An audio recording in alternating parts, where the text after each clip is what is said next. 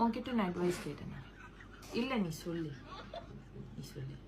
உனக்கு தெரியுமா, நீ அடுத்தவங்களுக்கு கொடுக்குற அட்வைஸ உன்னோட லைஃப்ல நீ திணிச்சிருந்தன்னா இந்நேரம் நீ எங்கேயோ போயிருப்ப. என் வாலி நிறைஞ்சிருச்சோ, திணிக்க முடியல. அதனால உனக்கு இருக்கிற அட்வைஸ எடுத்துக்கோங்க. உன்னோட அட்வைஸ் உன்னோட வச்சுக்கோ.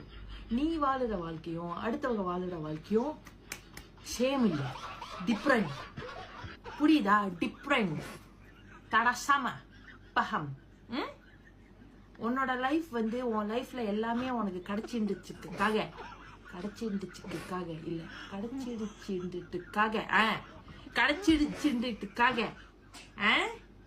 அதே மாதிரி அடுத்தவங்க லைஃப்லயும் கிடைக்கும். நீ முயற்சி பண்றதுல அவன் முயற்சி பண்ணலன்னு நீ பாத்தியா? பீ மாடி பேசாத, சரியா?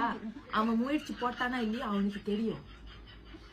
நீ இப்படி போய் பார்க்காத. நீ பார்க்காத.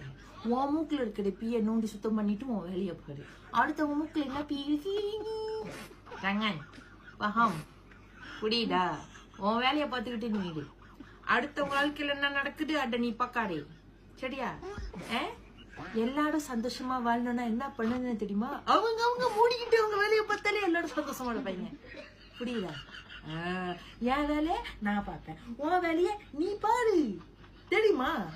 உன் வீட்டு வாசல்ல வந்து நின்று உன் வீட்டுல பருப்பு இருக்கா, சாம்பார் இருக்கா, அரிசி இருக்கான்னு கேட்கறேன். இல்ல என் வீட்டுல என்ன இருக்கும் அதை தின்னுட்டு பேசாம தானே இருக்கேன். நீ மட்டும் என்ன உன் வீட்டுல எல்லாத்தையும் வச்சுக்கிட்டு சும்மா வந்து என் வீட்டு வாசல்ல நின்றுகிட்டு இது இருக்கா, அது இருக்கா, இது இருக்கா. Apa salah? Tak payah. You punya rumah punya kerja, you bikin dah. Orang lain punya rumah jangan kacau. இல்லனா ஒரு நாள் கடவுள் உன் வாழ்க்கையில செண்டோல் மாதிரி கச்சாவை பண்ணிட்டு போயிடுவாரு. அப்படி நீ அந்த செண்டோலை வந்து பிடிச்சிக்கிட்டு பேசாம இருக்க பாத்துக்கோ.